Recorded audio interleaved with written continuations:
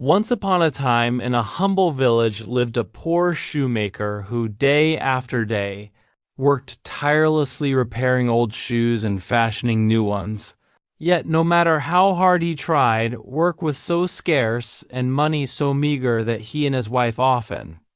faced the chilling pangs of hunger, and at last the shoemaker, with a heavy heart but a determined spirit, told his wife that he could no longer remain in this village where there was no work at all, and where they would surely perish if he did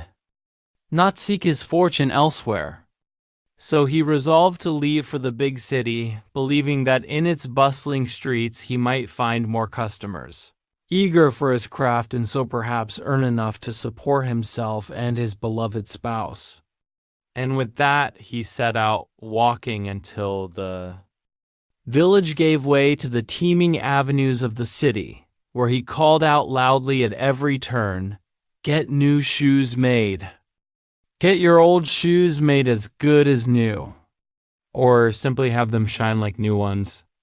But on that first day, not a single person stopped for his services, and the shoemaker, exhausted and dejected, slept that night under the stars, wondering whether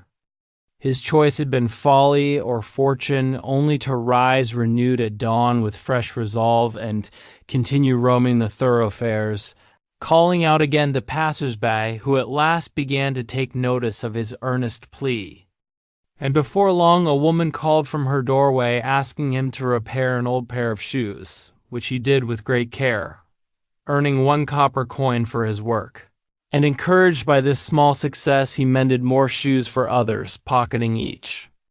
coin with a sense of pride and belief that perhaps his fortunes were indeed changing. So he labored tirelessly in that city's streets for several days until he had earned 4 gold coins, enough, he thought, to finally buy a donkey that would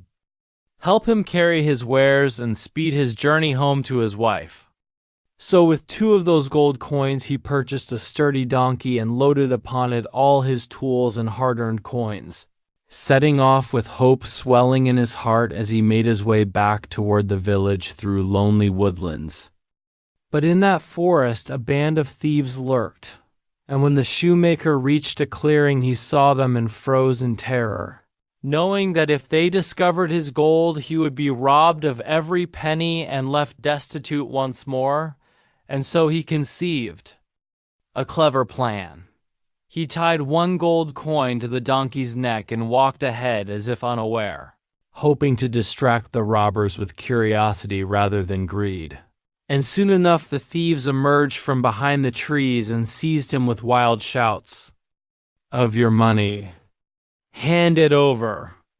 But the shoemaker, with quick wit, protested loudly that he was but a poor cobbler with nothing more than his donkey. And, as if on cue, the donkey brayed loudly, causing the solitary gold coin to fall to the ground and catch the thieves' attention. And when they bent to pick it up, they questioned him aggressively where they had come from and how he had come by such wealth. So the shoemaker, seizing his chance, told them a bold tale that his donkey was magical and could create gold at will, that every coin tied to its neck was but a token of the many treasures it produced, and the thieves, greedy and foolish, believed this tale and immediately offered him 50 gold coins to buy the donkey on the spot, but warned him to be careful to rotate who kept the donkey each day so that each of them might benefit in turn, lest they quarrel over the riches it would produce. And thus the shoemaker, smiling inwardly at his own cunning, sold the donkey to them for the agreed sum and walked on his way with gold jingling in his pouch, happy indeed that fortune had smiled upon him, and with this newfound wealth he bought a small poultry farm where he and his wife could live comfortably. Yet the thieves, carrying their supposed treasure deeper into their lair, soon discovered that the donkey did not produce gold after all. And one by one each thief took his turn tending the beast, only to return empty-handed and convinced they had been cheated, so they gathered their wits and vowed to retrieve their money from the cunning cobbler who had deceived them. planning to confront him at his home and force him to recompense their losses. Meanwhile, the shoemaker went about his daily life on his farm, tending his birds and counting his coins, unaware at first of the approaching wrath, until he saw the band of thieves marching toward his cottage with angry faces and wild threats. Upon which he quickly instructed his wife that if they asked for him, she should say he was working in the farm and that she should send their loyal dog Milo to fetch him, for the shoemaker had another trick ready to employ. And when the thieves arrived and demanded to speak with him, the wife obediently sent Milo running toward the fields as she called for her husband, and the confused thieves watched as Milo bounded back and forth delivering messages as though he spoke their language, until at last the shoemaker appeared and greeted them calmly. And though they accused him of trickery and demanded recompense for their lost gold, the cobbler stood his ground and refused to part with Milo, who they foolishly believed might also hold hidden wealth. And as frustration mounted among the thieves, they devised yet another ploy to humiliate and intimidate the shoemaker by capturing him and placing him in a large sack to be carried away and reprimanded far from his home. So they hoisted the sack upon their shoulders and marched off toward a distant location to teach him a lesson. But as they passed by a hilltop church and grew weary in the heat, they decided to rest, leaving the shoemaker in the sack while they sought shelter inside. And as fate would have it, a swineherd was passing by at that moment and heard faint cries of protest emanating from the sack, whereupon he called out to the shoemaker to ask what troubles beset him. And the shoemaker, with his ever-present cleverness, replied that he was not being hauled away to be punished, but rather was being forced to marry the king's daughter, a ridiculous tale that intrigued the swineherd, who offered his assistance in switching places so that he, too, might avoid such an undesired fate. And the shoemaker, seizing the opportunity, helped the swineherd into the sack and quickly escaped, leaving the goats to finish the swineherd's imagined destiny.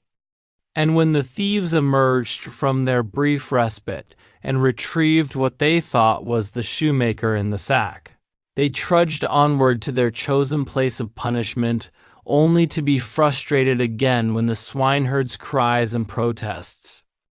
revealed the swap, leaving them bewildered and spent with the weight of the sack and no cunning cobbler to answer for his supposed crimes.